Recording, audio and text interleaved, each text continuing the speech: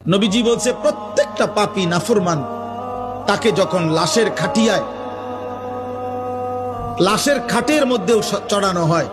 তখন কান্দে নিলে, কবরস্থানের দিকে রওনা দিলে প্রত্যেকটা পাপী নাফরমান তওবা না করে যার মৃত্যু হয়েছে, কবিরা গুনার মধ্যে লিপ্ত ছিল, পাপে কুফরে শিরিকে নাফরমানিতে মদে জুয়ায় চুরি ডাকাতিতে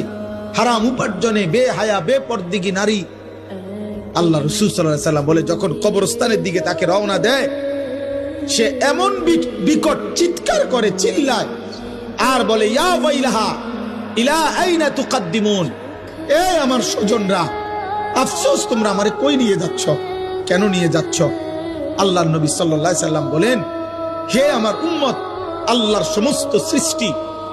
একমাত্র ইল্লাস সাকালাইন, মানুষ এবং জিন ব্যতীত আল্লাহর বাকি সৃষ্টি এই বেঈমান এই নাফরমান পাপীর চিৎকার শুনতে পায়। আল্লাহর নবী বলেন যদি কোনো মানুষ, পৃথিবীর সমস্ত মানুষ যদি একসাথে এক মাঠে দাঁড়ানো অবস্থায় ওই নাফরমান শুধু কবরের দিকে যাওয়ার সময় যে চিৎকার দেয়, আল্লাহর কসম নবী বলছে যদি ওই চিৎকার শুধু পৃথিবীর সব মানুষ একবার শুনতো তো সমস্ত মানুষ চিৎকার দিয়া বেহুশ হইয়া পড়ে থাকতো,